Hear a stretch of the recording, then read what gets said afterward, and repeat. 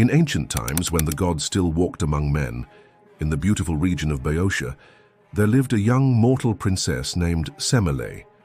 She was the daughter of Cadmus, the king of Boeotia, and Harmonia, the goddess of harmony. Semele's beauty was famous throughout Greece, not only for her imposing physical appearance, but also for her wisdom and noble heart. From a young age, she had heard tales of the gods of Olympus, especially Zeus, the king of them all. His stories, filled with power and mystery, always captivated her imagination, but as it was common among mortals, Semele never thought that one day she would cross paths with such a divine being. Zeus, the king of the gods, had heard of the young princess. It wasn't just her beauty that attracted him, but also the purity of her heart and the nobility of her lineage.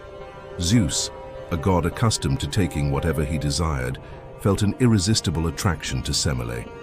However, aware that his true form would be too overwhelming for a mortal, he decided to approach her not as a god, but disguised as a young mortal, adopting a form that would not betray his divinity.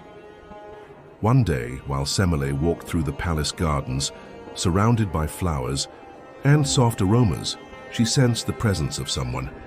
A handsome young man with a deep, charismatic gaze approached her. It was Zeus, but she did not know it. With a charming smile, he spoke to her gently, and little by little, they began to get to know each other.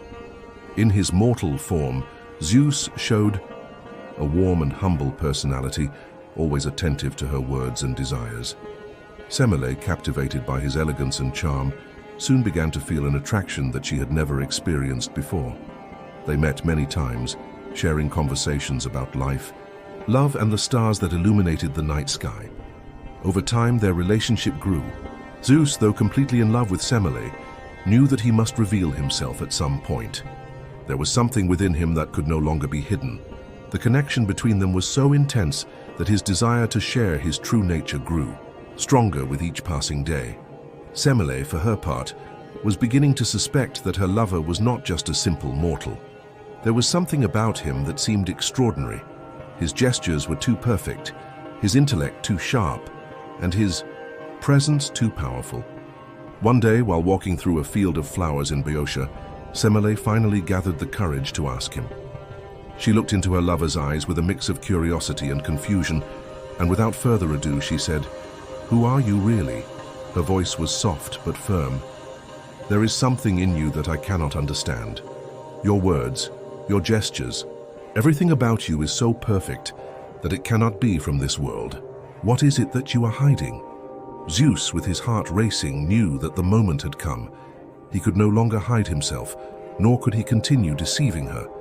He looked into Semele's eyes and, with a solemn voice, confessed, "Semele, I am. Zeus, the king of the gods, the lord of the sky and thunder.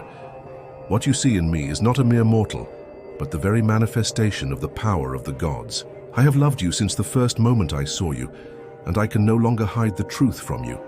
Zeus's words, laden with power, reverberated in the air, and the atmosphere seemed to freeze.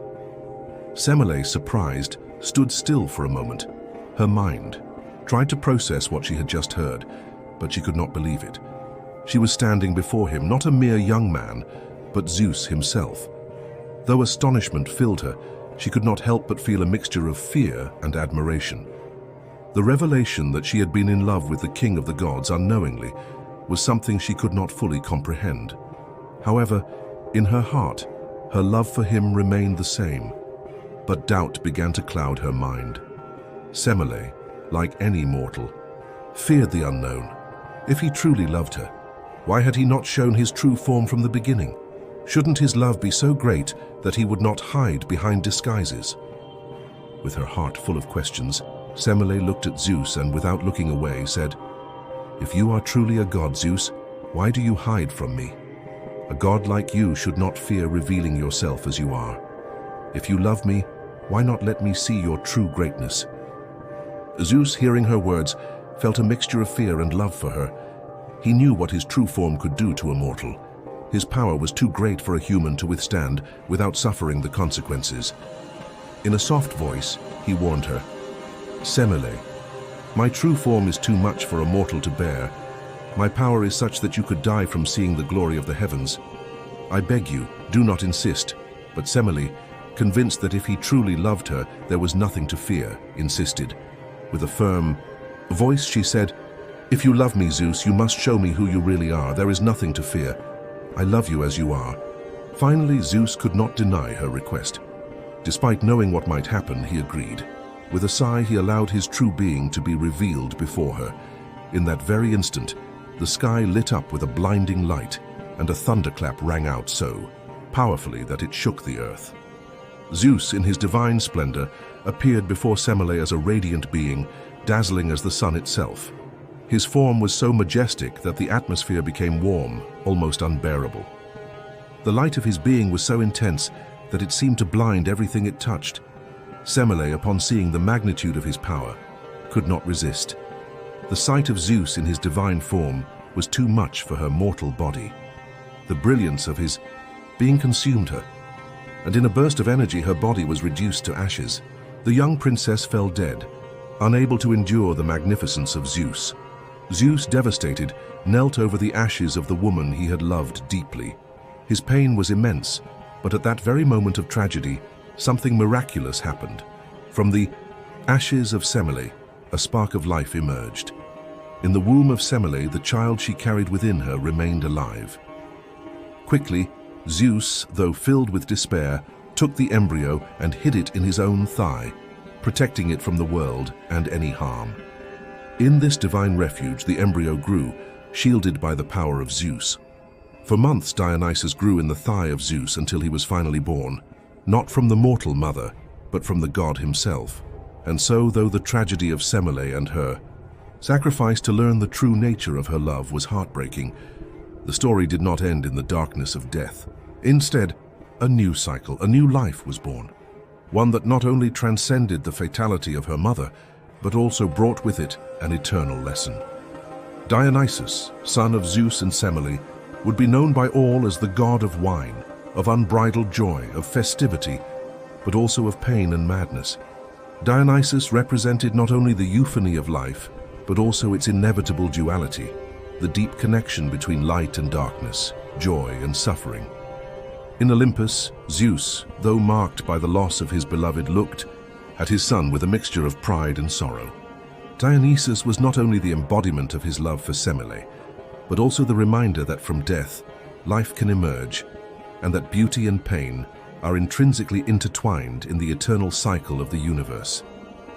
The festivals and celebrations in honor of Dionysus were not just moments of excess and joy, but also times for reflection on the mysteries of life and death. Dionysus taught mortals that sadness and suffering were as inevitable as joy, and that through connection with the divine, everything could be transformed from the deepest anguish to the most glorious euphoria.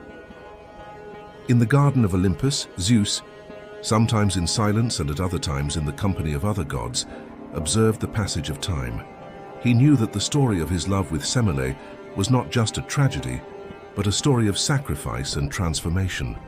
In his pain, he had found the possibility of eternal life in his son, and thus Dionysus became a symbol of the human and divine capacity to find rebirth even after death. And though the memory of Semele would always live in the eyes of her son, Dionysus, in his freedom, in his vibrant essence, became the god who reminded all beings, mortals and immortals alike, that life, in its fragility, also has the power to regenerate, to be reborn again and again. Thus, with Dionysus, the son of tragedy and miracle, Zeus found a new reason to celebrate, not only lost love, but also the eternal renewal of life itself.